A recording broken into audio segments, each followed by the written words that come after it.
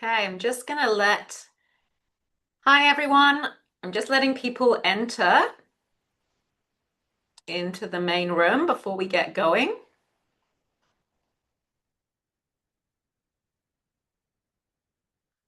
Okay, just give it a couple of minutes. I think it looks like all of our weight room people have moved in.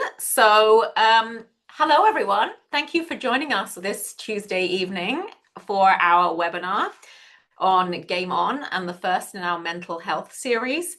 So I'd just like to start by introducing myself. My name's Emma Gibbons and I'm the CEO of Volleyball BC. And I'm really, really pleased and excited to be here with our wonderful team of mental health ambassadors.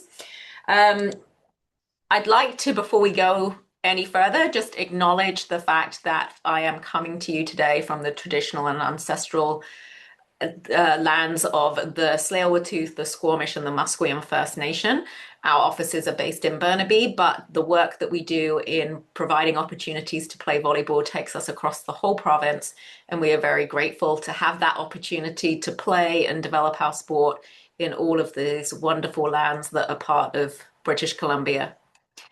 So I'm just going to flip to the next slide. So I'd like to just first start before we get into it with our mental health ambassadors by introducing our mental health series. So mental health and well-being has really been a key priority for Volleyball BC over the last several years as part of our commitment to safe sport. We really understand and acknowledge that playing volleyball has a physical component, but there's also a mental and a emotional and a social component. And we have heard multiple times that our members and the players really would like to know more and have more support in the area of mental health. So before we go any further, I was just going to give an overview of how this evening will unfold, or this session will unfold. We are going to have a brief overview of some of the things that we have heard from our members. And then I'm going to transition to introducing our mental health ambassadors here and let them each take a turn in sharing their journey with you. And then we're going to work our way through 4 different conversation topics, which are around setting up for the season ahead. We acknowledge that we're in the first month of playing this year, and so there's a lot of mental health preparation that we're hoping to share with you that will really benefit as you move further on through the season. And then there'll be an opportunity for questions and answers. So I will be monitoring the chat. If anyone has any questions and answers, please post them in there and we will try and create some time to get to those, and feel free to do that as we go along.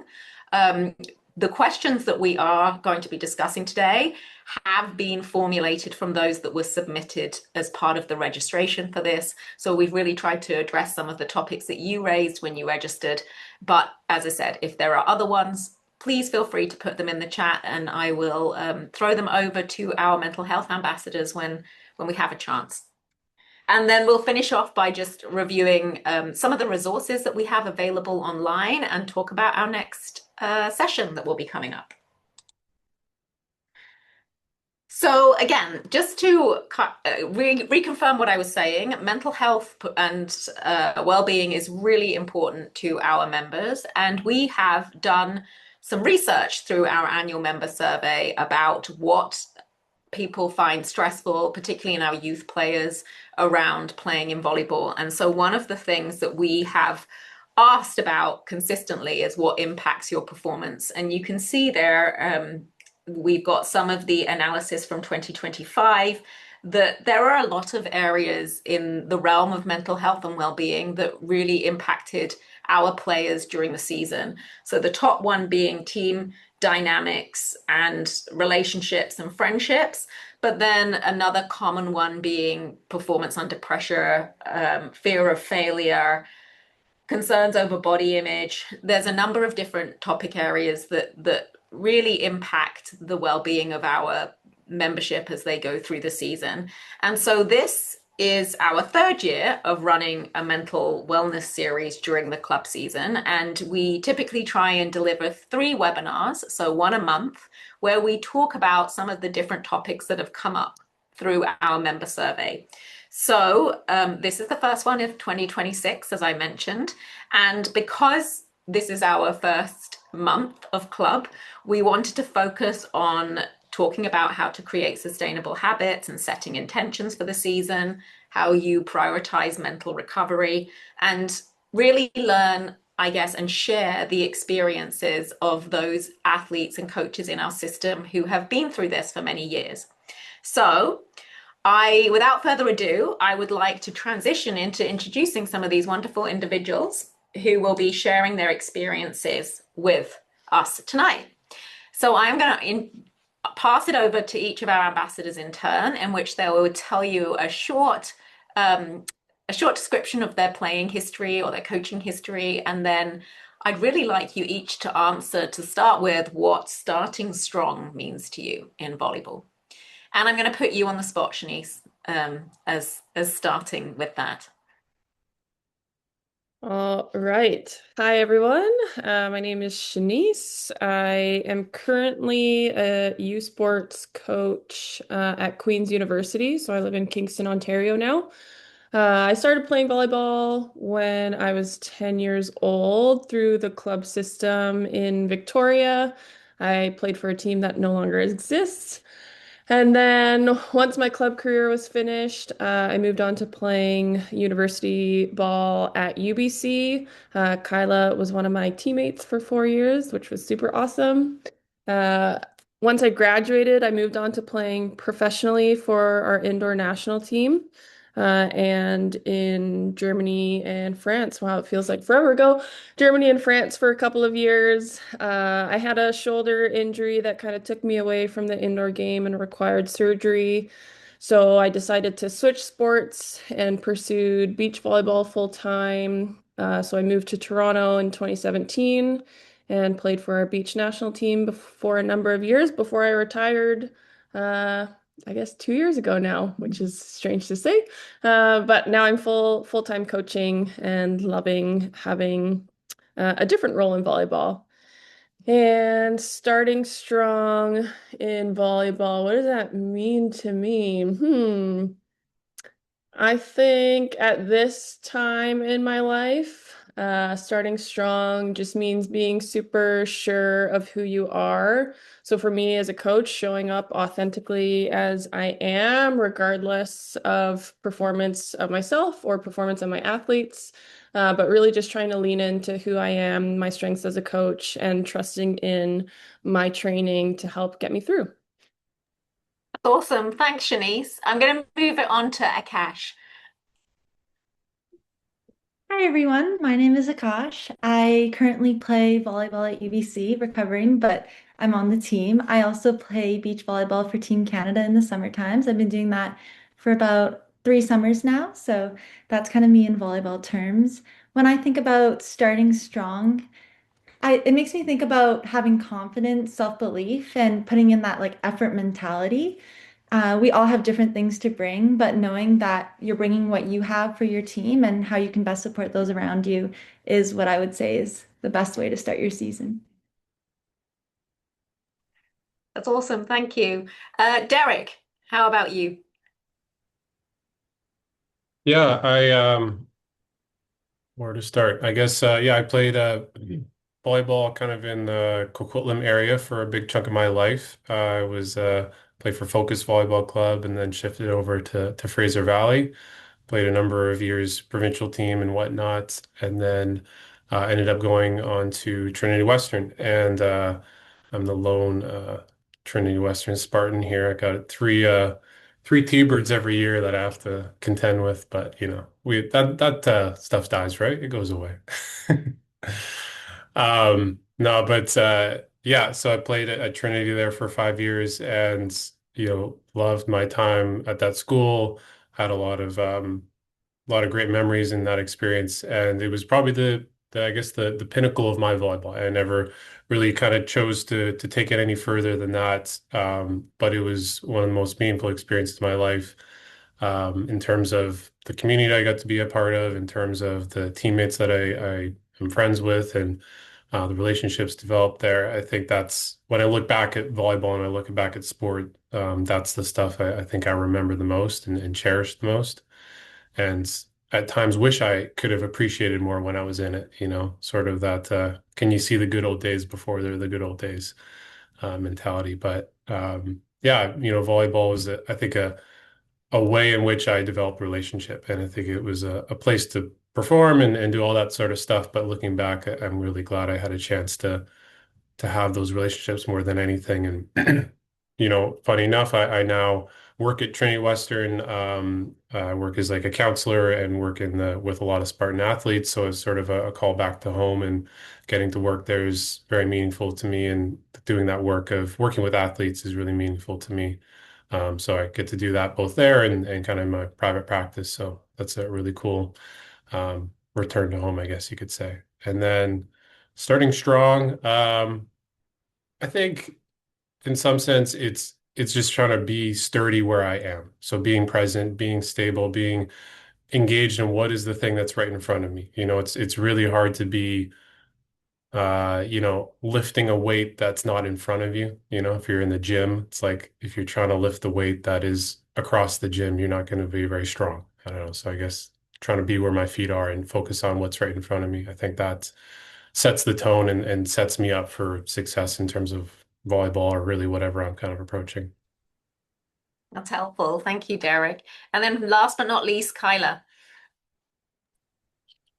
Hi, you guys. My name is Kyla. I started playing volleyball when I was very, very young on the Sunshine Coast. My mom was the coach all the way through high school for me. And I made the junior national team when I was in grade 10 and started my Team Canada career when I was in high school, which was really awesome and very eye-opening to get that level of experience when I was pretty young. As Shanice mentioned, I went to UBC for my 5 years. Luckily, or was lucky enough to win 5 national championships there, 4 with Shanice. So lots of good memories. And continued to play senior national team. And after I graduated from UBC, went on to play professionally and played professionally in 9 different countries, I think, all over the world. And yeah, it was a pretty long career, just retired 4 or 5 years ago now. And right now I'm living in Nanaimo, just moved here a year ago, and I'm helping coach the Mariners volleyball club that's here and just kind of overseeing the U14 to 18 club teams and just getting to work with all of those athletes and coaches. So that's been really fun. I'm actually in a session right now, which is why I'm in a classroom. This isn't my home, don't worry. And starting strong to me, I think it just means getting really clear on what my intentions and what my goals are for the year, for the season ahead, and just like really making sure that you're aligning with kind of what you are envisioning for that. And I think we'll probably talk about it, but moving backwards from like, what is my ultimate goal of the season and how am I going to reach that? I think that's really all you can do at the beginning of a season, and just taking steps towards that goal that you see for yourself, I think is pretty powerful. Thank you, Kyla. And actually, that transitions very nicely into the first area that we were going to talk about, which Perfect. is around creating sustainable habits. So starting the season by setting the base, I guess, or the foundation for moving forward, and how we can do that in a way that supports our mental well-being. So I'm going to start by asking you, Akash, with the first question. When you think back, it says to your early playing years, but you're still playing in your situation. But like, what are the mental habits that help you to stay confident and motivated throughout the season? So start from the start, but also things that you're able to carry throughout. Yeah, that's a really great question. I think the first thing that comes to mind when you say that is it's not just about like keeping yourself motivated, but also understanding that motivation does ebb and flow, and that's okay. It's like part of sport. So just recognizing that to begin with. One way though that I try to keep myself confident and motivated is through separating myself, my identity, from my performance identity. Oftentimes I found myself being like, okay, like I'm playing in this game. This is how my results turned out. This is how I contributed to my team. And I would assume that was how I saw myself as well. And it was a very maladaptive thing that doesn't have a positive impact on you moving forward. So trying to see how, yes, sport is a big part of you, but it's not all of who you are. So that's just one way to, kind of separate the two. And then also asking yourself, why do I play sport? Like, what is it to me? What is my intention of being here? Everyone has a different reason that they find joy in that game, and just kind of knowing what grounds you in that space is really important, and that can help you stay confident and motivated as well. I would say those are my two main points. And of course, like I said before, confidence and motivation is not stable over time. So who are the people that you talk to about that when that is like changing for you? And how are you adapting to that environment as well? Because like I said, it's very normal. It's part of sports. So it's not just about how you're keeping that motivation, but how are you bouncing back from that and kind of like riding those highs and those lows throughout your season. Yeah, I like that, like really identifying the people that keep you strong when your confidence might be wavering. Derek, do you have anything that you'd like to add to that question from your experience? I think the piece I was thinking about was kind of what Akash said there, and would reiterate that of just, yeah, confidence and motivation are states, not traits. They're states that we can find ourselves in, but they're not things that we have to maintain all the time. And so sort of allowing for that ebb and flow, I agree. I think it's a bit of a trap I think we can fall into sometimes, of feeling like, oh, I need to feel confident all the time, otherwise I can't perform well. And it's like, it's just a lot of pressure to put on yourself to get confident, be more confident, be more confident. And then all of a sudden it's like, we're kind of forcing ourselves, to feel how we're not feeling, right? And so I think then what I default back to is doing the things that I know put me in a better chance of feeling confident or motivated. And so having a bit of an awareness of what's the stuff I can, what is when I'm my most confident self, how do I show up differently? Or how do I show up? Or when I am more motivated, what do I tend to do a little bit more of, and trying to build that into our routine a little bit more. And so maybe it's having some habits that we can fall back on.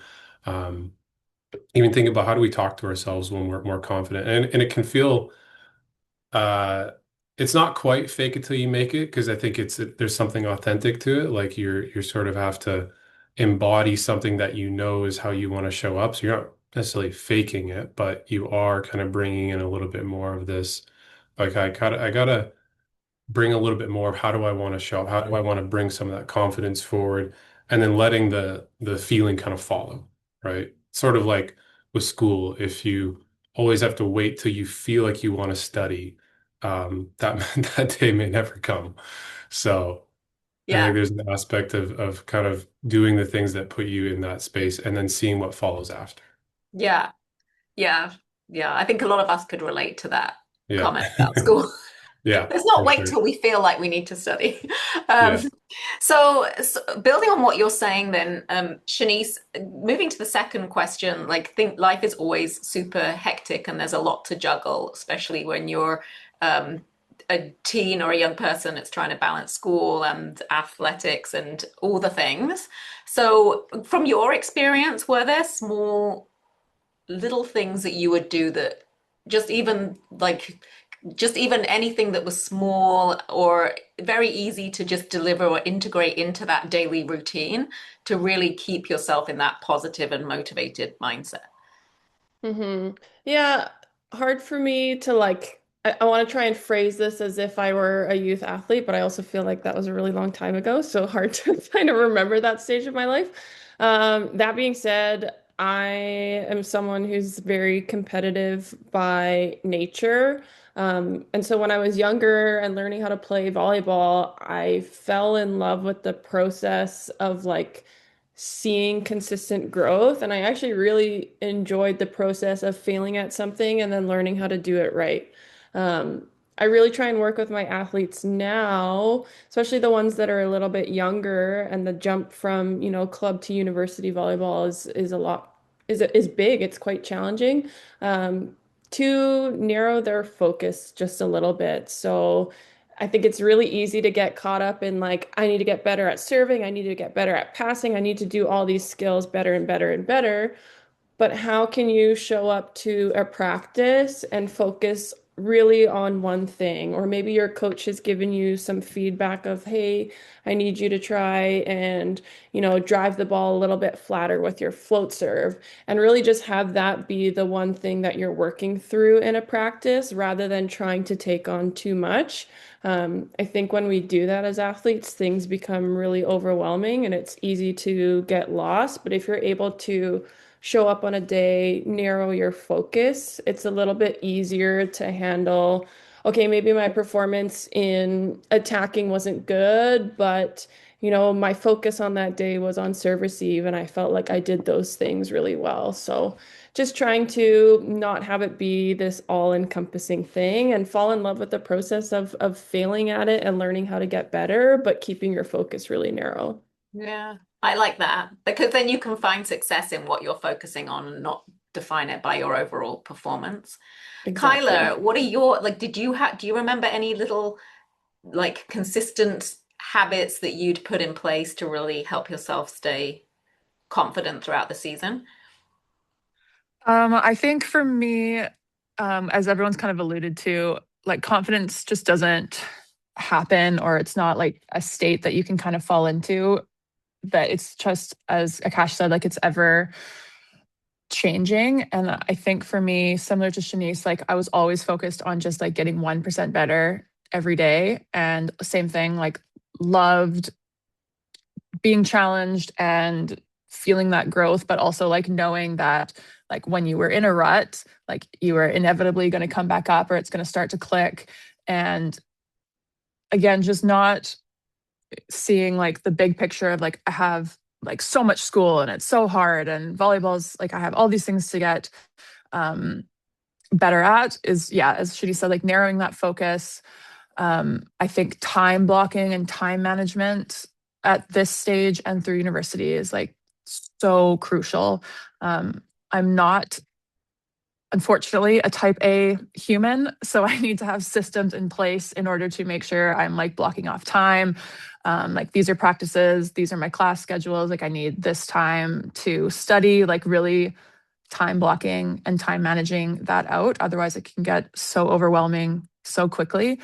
And something I said from before, knowing what your vision is for the season or what you're wanting to accomplish in the club season and going backwards, I think can also keep you really focused on those things that Shanice was saying, like just the little things that you want to do or coming to practice.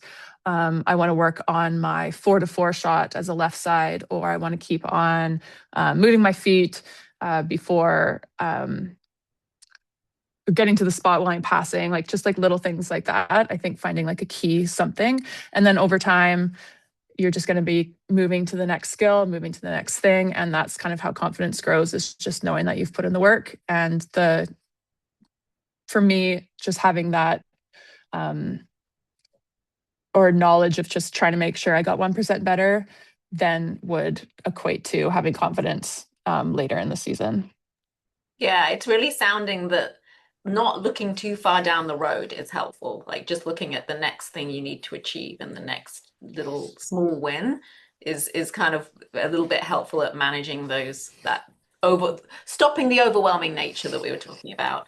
Yeah. So that kind of transitions a bit into what we were talking about, what we're going to talk about next, which is around setting intentions. And you mentioned this, Kyla, so maybe I'll start with you as well, and setting your intentions for the season and making sure that you are clear about what you're trying to achieve, and that helping your mental outlook as you go through that. So What was your process to set intentions? Like, was it something that you did on your own? Was it done in collaboration with coaches and parents? Or like, how were you explicit? Were there techniques that you used to bring those intentions to life?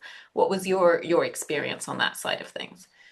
I tell a lot of people of the intentions that we set with Doug at UBC. Like it was often like our team at the beginning of every season. Again, for us, it looked different every year. We had just won nationals, and we knew that, okay, everybody's coming for us and everyone's going to have their best game against us. So what is that going to look like? And okay, our goal is to win nationals again. And then again, we just kind of like went backwards from there.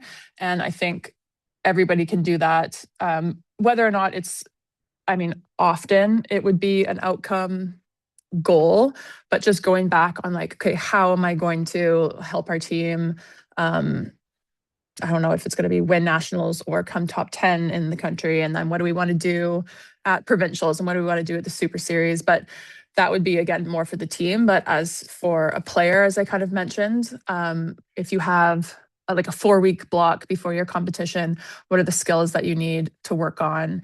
And again, block that out that way. This week, I'm going to work on these 3 things or these 2 things, and making sure writing it down, I think, after each practice, what you did well, what worked. And I think that also helps you, Akash was mentioning too, of just getting your identity away from volleyball when you're kind of critiquing yourself, doing it at, okay, like this is what, instead of just saying like, I was really bad that game, or I'm not a good player on my team, or I'm not starting, or this is happening, but like really getting focused on, yeah, those things that you can control, and seeing it as from a curiosity standpoint, as these are the things that I need to do. Did I do them at practice? What are the things I did well? What are things that I need to do in like a different way? And just taking that information moving forward, just choosing those blocks before getting into competition. It's just working backwards basically from whatever your goal is, and just getting that process that we kind of had mentioned of just trying to get better every time, get better every practice, get better every competition, and writing it down and just finding those key things that you're wanting to get better at. Yeah, that makes sense. Akash, do you have anything on that side of things? It sounds like, you've also been quite intentional about setting your vision for your seasons. So can you tell us a bit more about like how you go through that process? And are there any specific activities that you do, or is it more just like internal, or what does that look like? Yeah, for sure. I mean, Kyla made a great point. Everyone wants to win a national championship, and that's great, but how are you going to get yourself there? So, the thing that comes to my mind is what I call the controllables. In my mind, there's 3 things that I can control. There's my attitude, my focus, and my effort. So, after and before every practice, I'm thinking about how am I going to execute that and how am I going to make sure that I deliver it for myself and my teammates. And then kind of reflecting on that after practice too helps. Just and like touching on the question, it's your mindset during a season. So that's something you can kind of like reflect on, like on a week by week basis too, and see like how are you maintaining that throughout the season. And a way you can do that is like through journaling, for example. Something I like to journal is I'll write down 2 things that I did really well after a practice, and then 1 thing I want to work on next time. And as you do it more and more, you'll start to notice trends in your behaviors. And okay, these are the things that are working, these aren't the things that aren't.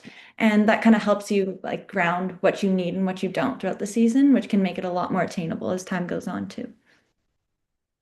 I like that. So there's almost like a tangible log, and you can look back and look at your progress as well. So Mhm. that's a good way of celebrating that. Um, so I guess the flip side of setting your intention is also talking to yourself when things don't go in line with your intention. So Derek, like in your experience, like how did you self-reflect after games or practices without really beating yourself up about what went wrong or what didn't go the way that you wanted? Like, was did you have to really think about the mindset in which you did that, or do you have any suggestions for how athletes might do that in a way that's productive as opposed to maybe focusing on everything that didn't go as the intention was set? Yeah. I mean, I think the short answer is I didn't do well with that. I think I struggled with that a lot. That's part of why I'm motivated to do what I do now in working with athletes. Because yeah, I was very hard on myself, and I think a lot of athletes have that very strong inner critic that can be very, very sharp, very, very painful in its criticism. Um, but the thing I think I've had to learn through that is that call it my inner critic is coming from a good place. Like it's coming from a place of wanting me to do well. Like I find we're hard on ourselves because we think we can do better, right? We don't just be mean to ourselves because we want to be mean to ourselves. There's a underlying that a lot of the sense of like sometimes the belief that like I can do better and I want to do better, or I would just wanting to develop ourselves.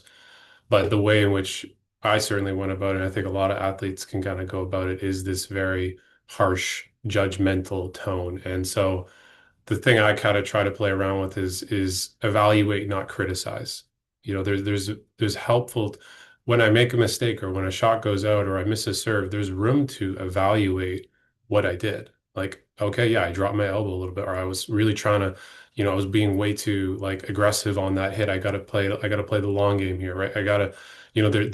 There's things to bring into that, but the way um I think I could be very quick to just, oh, that was dumb, that was stupid, you're not, what are you thinking? It just didn't really help me. And so I think there's something to be said for if we're in training and we have chances to like sit down and slow down a little bit. This is where, mindfulness I think is like a really helpful practice, but being able to like slow down a little bit and literally kind of hit the stop button and be like, okay, what just happened? I just hit that ball out. What's kind of going on inside? Am I being critical? Okay, I'm noticing that that voice is showing up.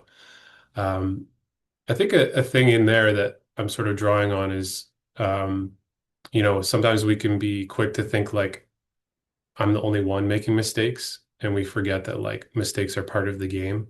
Like they're literally like Shanice was saying, like that's how she got better. Mistakes was part of how she got better, and learning from those was literally how she got to being where she is. Like you don't get there without mistakes. And so I think learning to flip that around and recognize it's part of the game and then build through those by, okay, how do you want to talk yourself through them? How do you want to support yourself through those? And then giving yourself like the feedback. It's kind of, okay, what's the thing I want to actually work on instead of going straight to, you suck, you're never going to get this, you can't hit the ball, like, are you're doing this wrong, you're doing this, you're missing this way. Like it's sort of the relationship to ourselves, I think, um, is a big one that I've had to like really work through and soften the blow a little bit on, but not soften the intention of wanting to grow and get better. That's a really good way to differentiate the blow versus the intention. Because, like you said, it's coming from a good place. It's just maybe not the right way of doing it Yeah. if you're going to beat yourself up. Um, Shanice, I want to tweak the question a bit for you and ask, like, from your perspective about the role of parents in this area, about what they might be able to do when you're trying to set intentions or to help you do that self-reflection and evaluation in a positive way. From your experience, like, did your parents play a role in that? Or, what are there tips or suggestions that you think that parents might sort of be able to adopt to help support their athletes through that process? Yeah, I'm so glad you asked because I was going to answer with that in mind anyways. There we Uh, go. Good, so good job. I think for me, growing up, my parents were not volleyball people. Like me and my sister got started in the sport, and we were the first in our family to explore it. And what I really appreciated about my mom is she ended up loving it probably actually more than I do at this current moment in time. But I was able to have conversations with her after practice or maybe after a tournament where she could take a back seat and I could be the person who knew more about the sport and I could ultimately teach her. And I think the process of doing that again allowed me to be a little bit more comfortable with failing and learning so that like I felt like I was the smarter one in the household. So I'm really appreciative of having that kind of experience with my mom and my sister, kind of growing through the sport together, but being able to teach her. And I think she also asked some like great questions. So if I'm thinking about what parents can do with their kids now, if your child is trying to, yeah, get into the habit of setting intentions, maybe in the car ride home, you're asking, hey, what were you working on today? And allowing your daughter or your son to kind of guide that conversation and share with you the things that they're working on or share the things that they've learned. And I think having conversations about that might actually translate to performance down the line. Uh, but also not doing it, not asking that question to then like give answers. It's asking that question for the athlete to lead the conversation. I had one other thing I wanted to add. Oh, the last question here is just about language to avoid and what to use. I like answering this question because I feel really lucky that I had a good coach really young who told me never to say sorry. So never in my life do I say sorry after mistakes, and I encourage my athletes not to. Instead, I've learned how to replace that with I'll do better next time or I got the next one because everyone in the gym knows if someone made a mistake, it's pretty obvious, and saying sorry or my bad doesn't really do anything to help it. But if you can kind of flip the script and change it to like, what's your next action? You're then focusing on the next thing that you need to do. It's a little bit easier to kind of handle those mistakes rather than sitting with it and letting it be this heavy thing. I like that. It like reframing into a positive intention, going back to that rather than a negative reflection. I'm going to switch topics a little bit. This is something that came up a number of times in terms of the areas that people wanted to hear about, and that was around managing anxiety as you go back into the season. And it's sort of a little bit linked, I think, to the performance anxiety piece, but more about wanting to make sure that you're performing up to expectations. You've been selected to a team, you're on a team, you feel like you've got a role to play, and you want to meet everybody's expectations around that. And so, starting with you, Derek, like you've talked about being struggling with how you spoke to yourself internally in a positive way. So, did you feel that pressure to prove yourself because you made a team? And if you did, were there ways that you manage to handle that or adjust your mental outlook to make it into a positive? Yeah, again, I think this is something I struggled with a lot. I had a lot of issues around performance anxiety, and looking back on it, it was very much there was a relational piece to it. I mean, I think that, like I said, relationships were the big thing I valued in volleyball, and so when my performance felt like it was going to put that in jeopardy, at least in my mind, that became like a big deal, right? Like serving for game point was always something I feared. And so I struggled a lot with how do I make sure that doesn't happen? I was really doing a lot of work to make sure how do I prove I deserve to be on this team? How do I prove that, these guys are going to like love me after I miss my serve? Like that was stuff that was going on in my head. Um, I kind of like to think of like proving oneself or having that like motivation. Like it's like a really powerful fuel source for like ignition, but it's not sustainable for the longer journey, right? Like it gets you off the ground. Like it's, oh, wow, like, okay, I got to really prove myself, right? Like it has this sort of energetic quality to it. But if I'm walking into every practice with that, I'm going to be constantly on edge because I'm always looking for threats. Like, did I prove it? Did I prove it? Did I prove it? And so I think having to shift away from that to something that feels more internal, a little more grounded in something that is sustainable, that means something to me beyond just does this person like me? Which in essence, I think Akash used this language about like a more of like not a performance-based identity, but more of like a purpose-based one that my like sense of who I am is not grounded in do other people like me and I'm performing well enough for them, but am I doing things that move me in the direction of the kind of person I want to be? And is that, fueling performance at the end of the day too, which I find it usually is, right? And when I'm trying to prove everyone again, it moves me, but it also creates a pretty strong sense of anxiety and always needing to keep the threats at bay. Whereas I think if I'm making strides towards the things that I really care about, the things that are important to me, it gives me something that's a little bit more tangible. Like I can sort of touch and feel that in some sense. Like it's right there in front of me, and I can control that, right? I can put my effort towards that. So I think that's what I try to do now, and what I've had to kind of learn to do over the years. But it's hard, especially Yeah. when relationships mean a lot to us.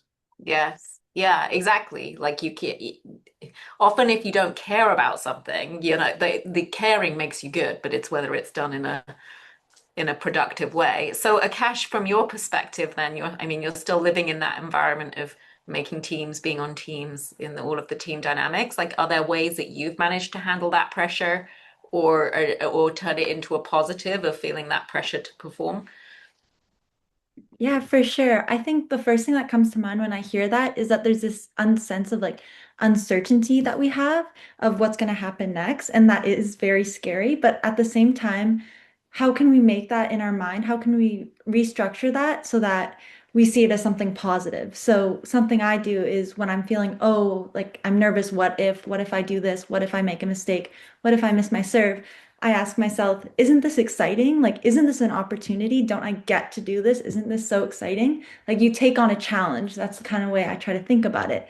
So rather than thinking, oh, what if, what and, things like that, I try to think, I get to do this. This is my chance. This is my opportunity. And that kind of helps you flip the switch and think about it as more of like an action-driven task rather than a out of your hands or an uncontrollable action. So that's one thing that helps me a lot. And then also remembering that at the end of the day, pressure comes because you care. And if you care, that's a meaningful thing to you. So, like, why don't we just enjoy that moment we get to share with the people around you? It's another way I like to think about it. Yeah, I like that. Very positive framing of that. Shanice, moving over to like athletes that really feel whether it's valid or not that they're behind in their performance. I mean, you must see that in your own team and obviously through your own experience as well. Do you have any tips or advice for those athletes who are feeling like that they are not where they should be or they're comparing themselves to the others on the team and they're feeling like they're lacking? Yeah, I think this is a really good point to bring up. And I think probably more people than not struggle with it, that game of, comparison, whether that's someone on your team or someone on an opposing team or someone that you look up to. Um, what I would say for any athletes is you're never behind. Even when I think of, my role now as a coach and when I look at recruiting, I think a lot of coaches do keep their eyes pretty wide because athletes are all on a very different journey. Someone could be really strong in 16U versus another player who's maybe not. And then by the time they're in 18U, they're at the same level, or maybe the one who was behind has then surpassed them. I think it's really important to remind yourself as an athlete that your journey is your own. It's not going to, like, my journey did not look like Kyla's, did not look like Derek's, did not look like Akash's. Although we've been in similar spaces, we all had our own unique way to get there. So I think just having a little bit of patience and grace with yourself if you are feeling behind, but know that that's not necessarily rooted in truth. It just means that your path to wherever you're trying to go is just a little bit different. Yeah, I think that's really good advice. And so then Kyla, sort of along the same vein, this was a question that we also had submitted that's not there. Like, how did you manage self-doubt or not feeling good enough or being in your head, I guess. Someone wrote being too much in your head and not in your heart, which I thought was a really nice way of writing the question. Yeah, it's so nice and also so sad because Yeah. we've all been there for sure. Um, for me, it was so important that I was connected with my teammates, and that really, I think, was like pivotal for me and just having an enjoyable game. Again, whether or not I played well, it was at the end of the day like wanting to have fun with my teammates, that we were able to get the best possible outcome of that game or of just the practice. And for me, if I was ever in my head, I like touching my teammates and my friends was what I had to do. If I made a mistake, like I would go to the setter, same thing with Shanice. Like I wouldn't say like oh, I'm sorry, that was my bad. Like, okay, maybe I did that sometimes, but the next thing would be like, okay, I got the next one. Would turn to my passers, I'd talk to my passers. I was just like giving high fives all over the court. And for me, that was just so necessary, I think, as like a grounding technique of just like the human touch and the contact and the eye contact with my teammates. Um, I would also, it's easy also to think that after a mistake, everyone thinks that you suck because inevitably you're potentially thinking that, well, hopefully not, but it's really easy for that to come into your head. And I would always kind of like reverse psychoanalyze myself and think like, okay, if Shanice just made a mistake or even had a bad practice or whatever, which didn't happen often, but if on the rare occasion that she did, I would never think like, oh, she's lost it. Like, I don't trust her at all. Like, it was never like that. I always knew that she would get the next one. I had full faith in her and any other teammate. So I would only hope and expect that it would be reciprocated to me, that they would also feel that I would be able to get the next point, that we were still connected together. And I think for me, again, that grounding technique was the physical contact and the touch within my teammates and that eye contact of just like meshing and being together. That was usually how I would get out of my head in a game. And otherwise, if I was just not really feeling great, whether it's at practice or during the week, sometimes for passing, for example, I would just kind of rep it out before a game and just lots of communication with teammates and coaches, just to, yeah, same thing, like get out of your head and back into your body and inevitably then into your heart, which is still so sad. I know, it Yes. really resonated with me that they wrote that. But I actually, I feel like you've been pre-planning what's going ahead because you're talking about the connection between touch and also your mental well-being. I think Yeah. that there's also a whole area around like taking care of your body. Obviously, that's going to help your mental outlook and how well you're doing. And so I wanted to just spend a couple of times on these two questions, which is around like sleep and grounding and things that you can do that are really practical that are going to help with your mental outlook. So maybe Ask sticking with you. Shanice about sleep. Oh, okay. Shanice, Oh, I was going to Shanice say, I was loves going to go with sleep. you, Kyla, but I'm going to go to I Shanice love then, sleep too. You maybe. can ask Shanice. Okay, so sleep. Let's talk a bit about sleep. It's like the biggest thing for everyone, or maybe even sleep being a strong word, mental resets and how you can take that space, or if there's actual like physical activities you can do to help yourself create that better mental outlook. I am a sleeper. Oh, okay. So that's good. Kyla, You have the Kyla knowledge. knows. I love it. Even in my 35 years of age, like I need minimum 9 hours of sleep to function. When I played, it was like the moment we're done our serve and pass, or the moment we're done practice, I'm having a nap. I just found for me that was like the one thing to really like reset and recharge me. And I still find that to be the one thing that resets and recharges me. Because you turn your mind off, right? Like you're resting, you're physically resting, but you're also mentally taking a break. And allowing your body to have that rest will allow your mind to function a little bit more. So I'm a big fan of sleep. I would encourage everyone to get minimum 8 hours. That's awesome. That's awesome. Were there other like ways that you would do a mental reset if sleep wasn't an option? Yeah, I mean, I have a lot of like hobbies, I suppose, just really mundane things like when I played pro or when I played national team, like I love doing puzzles. So I love anything that takes my mind off of volleyball because if you allow it to be the number one thing in your life, it can feel like the end of the world if you're not performing well. And that was really my experience when I was playing pro. So I needed to develop habits and hobbies to just turn my brain off and allow myself to just be. So for me, it's like puzzles, reading. I've recently got into cross stitch. I do need mental breaks as a coach. Otherwise, I'm Yes. like always thinking about how can I make my athletes better? How are we going to beat our opponents this weekend? Like it just becomes a lot. So just taking the time for yourself to turn off and do things that you enjoy, whatever that looks like, and they can be really mundane like a puzzle. Yeah. No, I think that's really helpful. Derek, to transition to you, did you have similar things you did? Or also, I guess what I'm interested in is, were there any bad habits that you had to break? Like, maybe you were sleeping too much. Although that's impossible, according to Shanice. That's not my But problem. I'm on the opposite end of the spectrum. oh, that's I sleep interesting. too little. Yes. So so were there sort of very practical, like physical things that you did to help your mental health as you were going through playing? Um, I mean, I think about, just reading that question, thinking about what changed in your performance. When did I perform best? And like my biggest like irony is like I performed my best volleyball when I retired. It was about a year, 2 years. It was about 2 years. I came back to like a Trinity Western practice, and I was the best player in the gym, and I hadn't touched a volleyball for a year and a half, maybe casually here and there.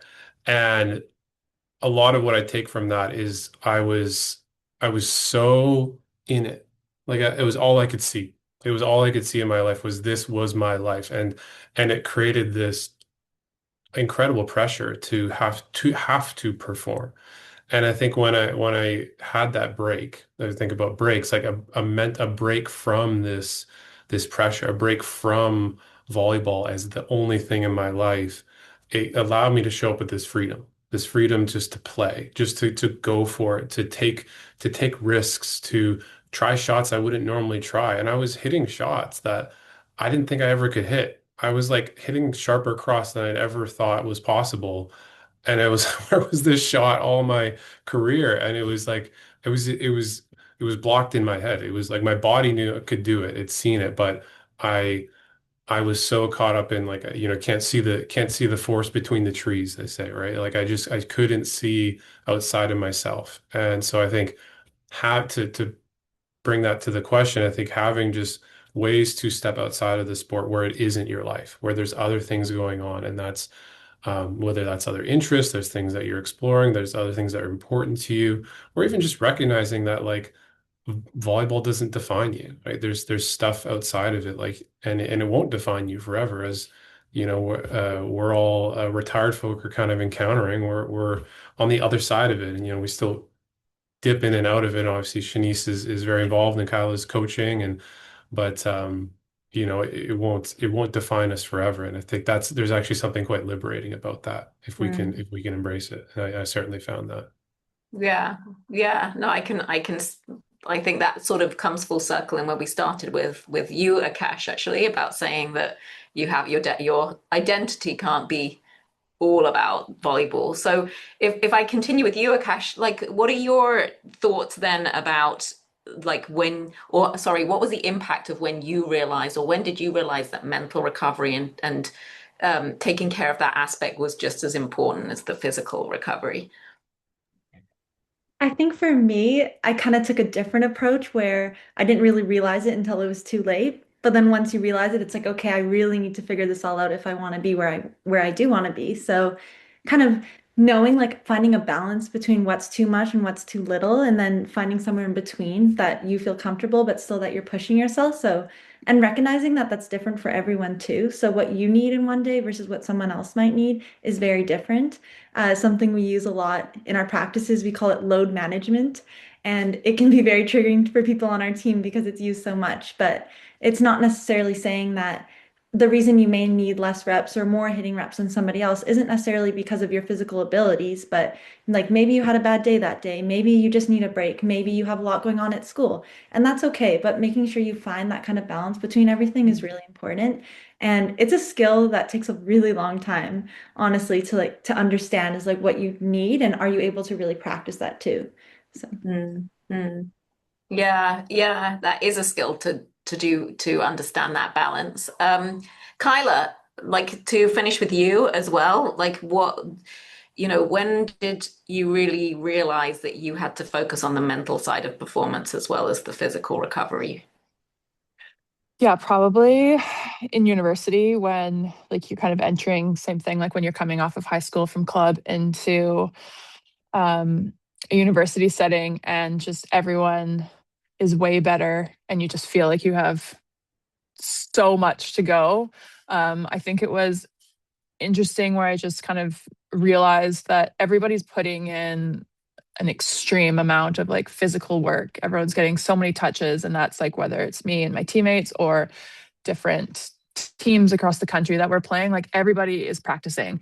So like what is giving us or me like the leg up to perform, and that's usually the mental side of things. So same thing, kind of a different approach. Again, I'm always trying to like scheme on how to get again 1% better or just um as good as I can be, and that was kind of a realization for me. And then taking it a step further, when I would go from UBC to the national team, again, the leap was also really big. And you're just put in situations where, as Derek was saying, like it's uncomfortable. You're serving on game point, but instead of just winning or losing a game, you're qualifying for the Olympics or for something else. So like the stakes are really big. And in order to get in order to be successful in those moments, your mental performance and your mental health have to be like really strong, and you have to be super rooted and super grounded on in you and your ability, as well as the team. So I think that was kind of like it would just kind of show up as I kind of went through my career in lots of different ways and in lots of different moments. I also think one thing for me, like near the end of my national team career, we had a coach who wasn't, to say the least, mentally wasn't a mentally great space for us as athletes. And I realized that like burnout wasn't a physical thing, it was a mental thing. And for me, I had been playing for so long and in my brain, physically, I could have kept playing, but it was a mental burnout that I experienced. And I like that was kind of again like a later in my career, I realized that that mental performance, that mental health piece is so big. And I think for the club athletes that are watching, I think again, there's so much noise in club season. There's so much noise in high school, just trying to get recruited and trying to be the best. And there's like ranking tournaments and ranking individuals. Like there's just a lot that's going on. So again, these like mental grounding techniques and just the mental health piece of things, I think become really, really necessary to explore now in order to have longevity throughout your career, if that's something that you're wanting. I was lucky enough to have it, but again, I think I could have gone longer had it not been that mental burnout. So again, I think it's like even crazier on what athletes are going through right now. So again, just to really highlight how important it is, just for like the longevity of your entire career.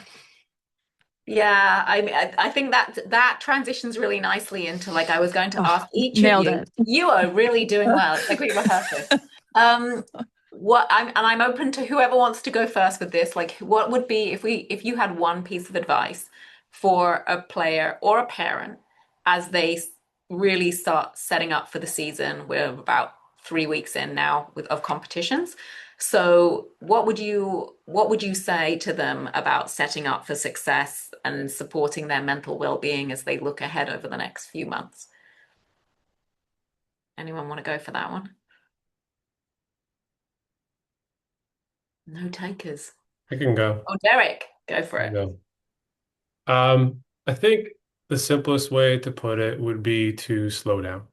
Um, I think sports have a way of having a lot of forward momentum, and there's a lot of natural what's next, what's next, what's like it's embedded in the sport because in sports because there's it's just always the next point, move on, moving forward, and I think that can sometimes create a sense of like, I need to be doing more, I need to be doing more.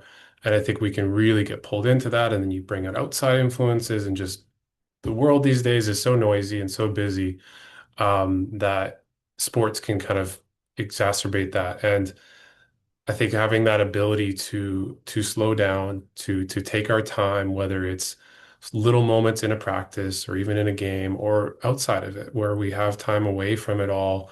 Um, I just speaking partially from my own experience, partially from what I see now, which is I work with university athletes who are some of you out there who will be in that position in a few years. And I see a ton of burnout. See a ton of people feeling like loss of motivation, a loss of why am I doing this? They've just been so busy, so just go, go, go. And there's very little time for reflection until they end up seeing me and we're like, hey, how did you get here? And they're kind of like, I don't know. It's kind of gotten me here, but I don't know if it's going to be what gets me there. And I think having room or at this stage in life, and I know it's hard, and I know it's not, I say easier said than done, but I think having little ways where we can carve out time to slow down, to reflect, or even do nothing, or just relax, to take a breather, to recover, um, just away from some of the noise. I think it allows us then to come back with a clear intention, a clear direction of where we want to go. Sort of that like slow is smooth and smooth is fast kind of idea, right? Taking our time with it. So yeah, that would Yeah. be my piece. I love that. As I'm listening to your tip, all I can hear is screaming outside with even the adult leagues as they're playing, and it's sounding like there's a very frenzied and busy environment. So I can very much relate to like you feel like you're on this, you can feel like you're on this wheel, whether it's through a game or through a season. So I think that's great advice. Does anyone have anything else they'd like to add for that or to that? Any other thoughts? Yes, I will go. I had two thoughts. The first, I think for parents, especially if you have kids who are just starting out in volleyball, or maybe you're a couple years in, is to keep the like joy in it for your kids. So looking back on my career when I started, what I remember the most is like going to Dairy Queen after tournaments with my team and getting blizzards and like having so much fun at that point. I don't remember any of the volleyball stuff, but I remember all the joy that I had through a lot of those experiences. So remember, just for parents, as your kids are getting started, is how can you keep the enjoyment there for them. And then the second thing I'd say, especially for those who are maybe thinking about playing longer term, whether that's college or university or beyond, is more is not always more, kind of to Derek's point. Your kids don't need to be going to every single camp that there is. They don't need to be playing volleyball 365 days out of the year. And this is maybe more so a problem in Ontario rather than BC because the club season is longer here. But I'm a big believer that if you take 1 week off, if you take 2 weeks off, your skills are not going to change. Your touch may be off for a little bit of time as you get reacclimated to the sport, but you're never going to go backwards by taking a break. In fact, taking that break helps you relax, helps you mentally reset, helps you do all these things that will help you in the long term. But if you never take the time to do that, you're only, yeah, shuffling to burnout way earlier in your career. Yeah, that makes that aligns very much with what Derek said as well. Like take pace yourself is what I'm hearing Mhm. from those. Akash or Kyla, did you have anything that you wanted to add? And I'd also like to take this opportunity to invite anyone to post questions that they have as we move towards the end of this. But yeah, sorry, was there anything that you would like to add to those tips? Yes, I wrote mine down so I wouldn't forget. Um, Postpartum is still hurting my brain, but that's fine. I said to build habits that support who you are becoming, not just what you achieve. So as Derek had said, like these things are working right now, but not necessarily what's going to serve you in the long run. And I think like taking steps that's going to, again, like increase longevity, make you a more like confident and resilient player, I think will just be so good. And I know it's really easy to sit there and be like, well, I'm in high school now. Like those four people are old and they have no idea. Like the landscape has changed, but Akash is still there. So we got her. And again, like we're in the system. Shanice, like we're all still coaching even. And right now, even with people in our club, like I'm telling like you just need to like relax or like don't come to this specialized training or like you need to just take a night off. And it's again like that load. I think just to be again like cognizant of that and like play different sports and like it's so good for you to play different sports and not just like specialize so early and like again new hobbies, those habits, those little habits that are going to again help you ground and take your mind and head off of volleyball, I think are like so important. And yeah, for the parents, I think just to be a support and just not an evaluator. It's like so easy again just to get in the car and like you need to work on these things or like this was really bad and like hopefully the parents aren't doing that, but I know some do and put like that extra bit of pressure and they think that it's motivating, but it's just so detrimental. So I think again, like as Shani said, just keeping that joy and helping them if they're in their head, taking them out of that. Definitely get a blizzard. That's like Shanice's favorite thing behind sleep is a blizzard. I know that too. But like find them, get them out of their head and help them again, just find that joy. Derek was saying too, I'll just like reiterate that there's so many people that now that are coming to him being like, I don't like I've lost the joy or I don't know why I'm doing this or what's happening. Like so that also is such a key piece in having a successful season or a successful career. Even it's just I don't remember any scores in high school, let alone anything really that happened in university, to be honest, other than like I know that we won, which is great, but I don't remember anything. So just knowing that like the joy and the connection and all of those things are like truly the most important things, like just making sure that you're setting yourself up for success that way. I like that. That comes back to the intentions that you're setting when you start out as well. Mm-hmm. Akash, I'm going to finish with you. For sure. I think Kyla said that beautifully, so I'll keep my answer short. But volleyball is a game and it's supposed to be fun. And you didn't start it because you wanted to be stressed and you wanted to be winning. You started it because you thought, oh my gosh, like that was so fun. I got to bump that ball or I learned how to set. It was something simple that you did. And for some reason, you enjoyed it. And that's why you're here. So that's the point of the game. And if you can hold on to that feeling and strive for that feeling of joy, then you're playing volleyball beautifully. That's a great one to end on. I love it. Thank you. I would like to just finish. I've said any questions. I don't see any in the chat, but we did integrate a fair amount into this. So I'm hoping that we addressed all the topics that people wanted to hear about. I just wanted to finish here by a couple of resources that we have on our website. If you go to Volleyball BC, we have a safety hub where we have information on a whole range of different topics, but there is a section and a page on mental health and well-being, and you can find some of these tools. There's some downloads there around athlete self-care and a recovery worksheet that you can download and fill in to support some of the work around setting intentions and setting your well-being for the upcoming season. We also have another webinar that gets quite specific into different forms of self-care. So that does get into more depth around sleep and eating, nutrition, and some of the mental hot tips there as well. So you can watch that recording if you'd like to learn anything else.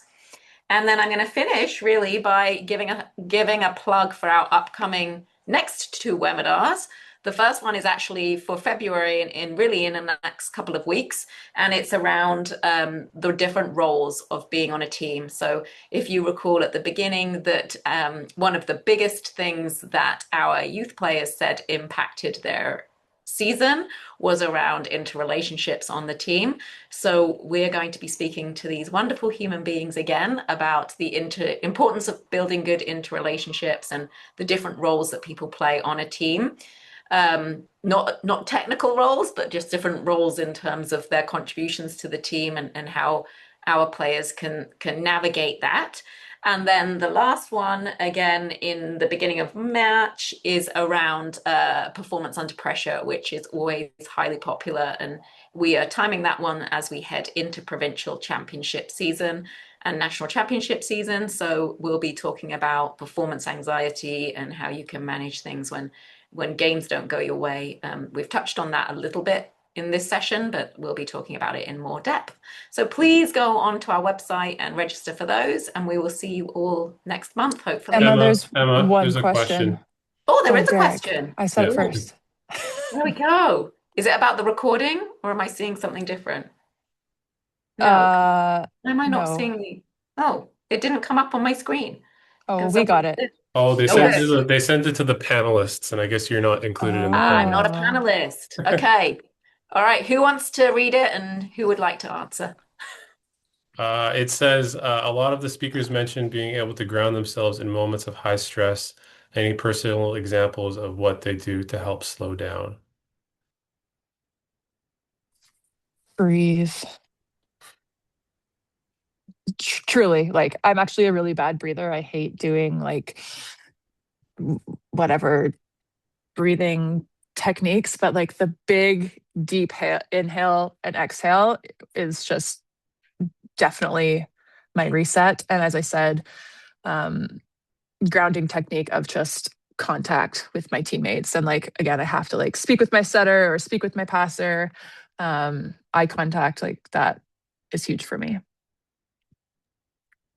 I would throw on top of that whatever thing that you do to help you slow down, practice it when it's easy. Don't save it for national championship game point. I think sometimes we're like, oh, do the pressure response thing. How do I slow down in game, in this like high stakes moment? It's like, well, have you ever done it in a practice? Have you ever done it before practice? It's kind of like any volleyball skill. You wouldn't expect yourself to be able to do a spin serve if you've never done it before in a high stakes scenario. So I, I think, yeah, whether it's breathing, whether it's like having like a physical reset you do, sometimes that can help. It's a mental skill of like pressing like the stop button where you like mentally kind of stop. I know Akash had one she mentioned last year around this. Maybe I'll hand that off to you, but whatever that is, I would just say of like practice that when it's easy. Um, I don't know if that's true, Akash, if you remember what you said last year. Yeah, I can Or touch on that if you'd like. It's a pretty common strategy, but I find it really helpful. Basically, what I do is when I'm in a game or in any situation, really, I'll take a deep breath as big as I can, like in through my mouth, out through my lungs, and then I'll say a word like stop. I literally tell myself to stop after I breathe, and then I just take a moment and I kind of like I notice three things around me, and then after I do that, I have a reset word, and for me, my reset word is okay. And then I just say okay, and then that's when I know I'm like, okay, everything's fine. I'm good. And then that's when I know I'm ready to play again. Yeah, I find it just helps you like ground yourself back into the moment and you don't feel all that like because your nervous system's going crazy during a game. It just kind of helps you calm back down and find yourself in that moment. And to Derek's point, then, did you practice that before, or was that just something that kind of evolved over time? That was a skill that we were taught on our team, and then in practices, you're able to practice that in game situations or even in drills, and then over time, it just becomes a habit where even now, I'll even be like studying for a test, and I'll get so frustrated because I'm like, I can't figure out this question, and then I'll just tell myself, stop, and then, so it just becomes a daily habit at some point too. That's awesome. Mhm. That's great. Well, thank you. I'm there, glad there you was another question. Sorry. Oh, there was another one. How am I not seeing these questions? Yeah, Okay, I know, I go know. for it. I need to change the Okay. setting for the next one. This one says, how can I stay mentally sharp while being injured? We I actually can did a answer whole that question. webinar on trying to stay mentally sharp while in and injured last season. But Akash, I feel like we should throw this one on to you, unfortunately. Yeah. For anyone who doesn't know, I tore my ACL, so I'm out for the season, but I've been working very hard to stay mentally sharp while I've been injured. So it's a great question. Um, I think for me, engagement in practice is still really important. So, one, I put my rehab first. Obviously, all my physio, that has to go before anything else. And then I still try to make a point at those practices where I'm spending at least 5 minutes where I'm at the back of the court and I'm watching the game going on. Because even if I'm not on the court, visualization is so, so important. So I'll pretend, and yes, you will look a little funny doing it, but I'll stand at the back of the court and I'll pretend that I'm one of the players, whether it's the person in six or the left side playing, and I'll think about like what would I be doing in that moment. So I think about my body like transitioning, and I think about what those movements would look like. I think about how high is that set. Okay, if it's a high set, I think about waiting for that ball. I think about exploding into it, and then when I'm like transitioning or when the left side's transitioning off the net, I visualize how I would be doing that myself because our minds are so, so important and they play a really big role in our game. So if we can keep those kind of skills going, then there's no reason you can't come back stronger. That's awesome. Any other tips from either of you? I'd also encourage to watch video, Gabriella. So if you have video from yourself playing, that's good to kind of analyze, but also video of pros playing. There's lots of professional volleyball streamed on YouTube, or you can look at national team matches and see how much you can learn just about the game in general. It might have nothing to do with the level that you're playing at, but if you can expand your knowledge and your learning from watching volleyball, that will also help keep you mentally sharp. That's awesome. I'll add one more thing because I think I don't know, I find it's important at least. Because there's, obviously it's tough getting injured. And I think it can be a real loss and it can be it's a grief. Like you're grieving when you're injured. Because you've something that was clearly important to you has been disrupted and taken away from you unexpectedly. And I think sometimes I see athletes in my work where they feel like they need to be positive all the time of like, oh, well, I should be grateful to be here. But like that's really hard to have to go to practice when you're not playing. Like that's a tough thing and to sort of have to force a smile sometimes. I get we want to maintain a positive attitude for sure, and I think that's really helpful. I think there's also room in there just to, it's okay to feel upset. It's okay to feel sad if this is hard. It just, again, I think there's the permission there to like feel frustrated by all this. Because it is frustrating. It's incredibly frustrating. I know when I tore my ACL too, it was like, ooh, like this is not part of the plan. And I think giving yourself time to like go through that and feel the emotions that come with that is an important part of how you get to a place of acceptance. Okay, this is where I'm at. How do I want to move forward from here? So Yeah, I that's don't know if that answers the question of mentally sharp, but I think it's an important piece of dealing with injuries. um are there any other questions that I haven't managed to see? No, that's it. That's it. That's it. Okay. Well, I'm very glad that people felt that they had the opportunity to ask those. But yeah, so I just want to finish really by thanking all of you. Kyla's had to drop off, I think. Oh, I do have one more question. I see this question. Let's see if we have if I can do this. Oh, actually, I've got a hand up by someone. So unfortunately, I don't think we can take you off mute. So if there is a question, then please type it. But otherwise, I would be very open to people sending questions to me and I can forward them on or we can address them in the next series. So you will get a copy of this recording. Someone answered that, asked that earlier, and it is being recorded. So I'll send it out. So if you feel that there was something that wasn't addressed and it relates to one of the future topics, then I'm more than happy to incorporate it in. So huge thank you to you, Shanice, especially who is on the Eastern time zone, but also Derek and Akash and Kyla, who's had to leave us, I think, for the rest of her practice. Thank you all for taking your time to share your experiences with us, and we look forward to seeing everyone at the next webinar. Have a good night, everyone. Thanks for Awesome. facilitating, Emma. Thank You're you. very welcome.